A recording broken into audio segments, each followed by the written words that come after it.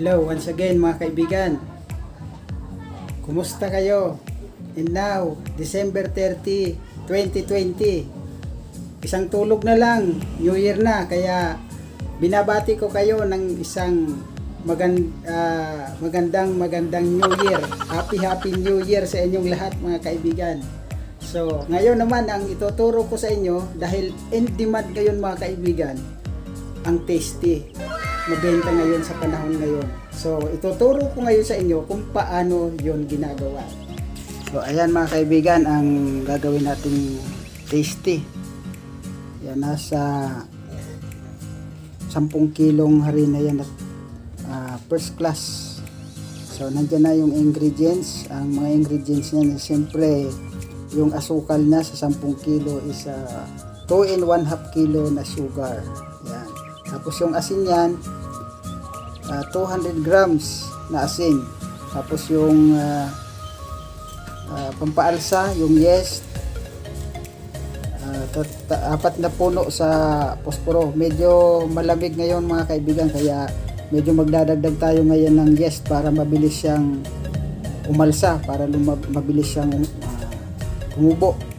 So, ang lard is 1/2 kilo. Yan yung tulog na mantika. Tapos yung ating tubig ay 2 puno sa pitsila. Titimbangin ko yan mamaya, ilalagay ko yan doon sa description natin para makita ninyo. Yung mga ingredients yan ilalagay ko rin. Diyan na rin sa video nyo makikita para hindi na kayo mahirapan. So mga kaibigan, ganyan lang. Mamaya ipapakita ko sa inyo yung finished product.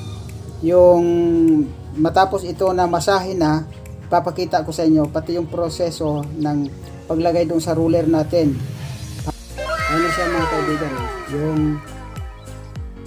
minasa na yan, okay na yan, ilalagay na lang yan sa ruler and then ipipigura na yan, gagawin na yan tasty. Kaya panoorin nyo. So mga kaibigan, ito na yung masa natin. Ilalagay na natin siya doon sa ruler para mapino, para makinis, maging refined. Ayun siya. Yung lamisa ko kaibigan, pinalitan ko na siya ng puti, kulay puti. Makinis na makinis. Para maganda to kasi kahit na yung buhok na may malaglag dito, makikita mo na talaga siya. So, sige na, maanuhin na natin. I-roller na natin to, i-makina na natin.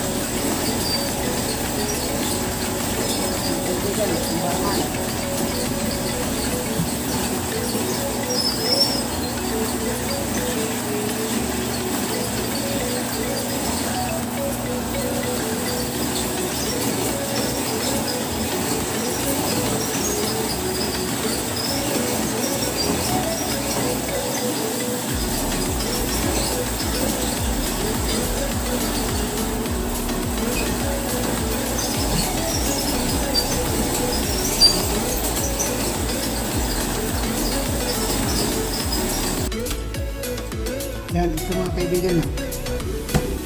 Ganito lang magfigura. Napaka-easy lang. Napakadali.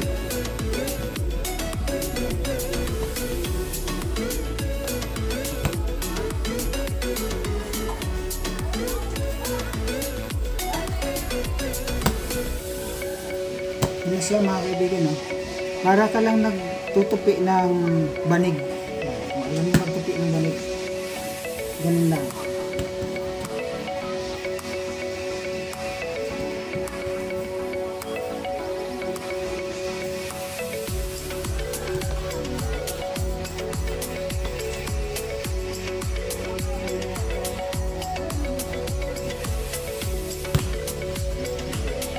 Ito na.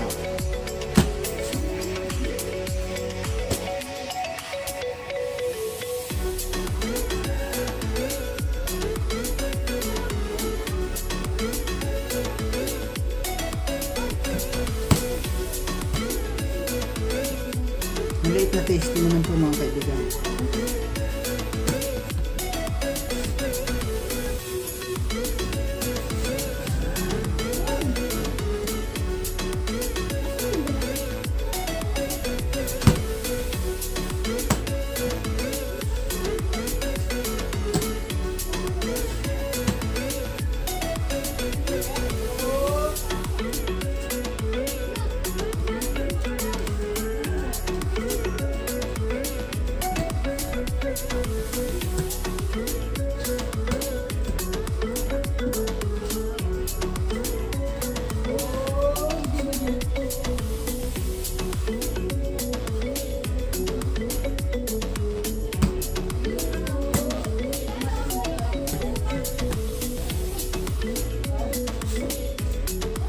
Lagyan na natin sa dito.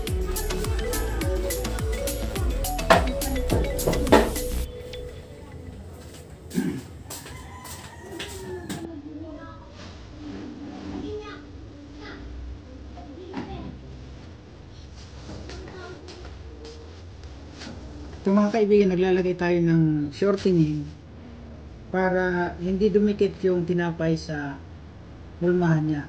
So, wala siya mga kaibigan. Ito lang siya. Lalagyan natin ng shortening dito sa mga dulo, sa mga lalo na sa mga gilid-gilid. Okay, ayan. May shortening na siya. Nalagay na siya natin dito. Kasi mga kaibigan, lalagay na natin siya.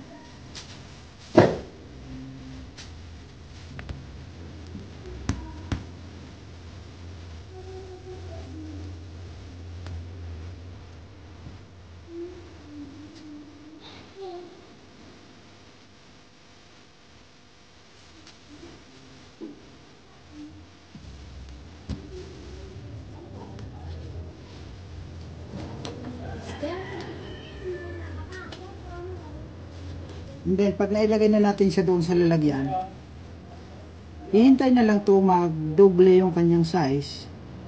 Pag doble na yung kanyang size, iluluto na siya natin. Iluluto na natin siya.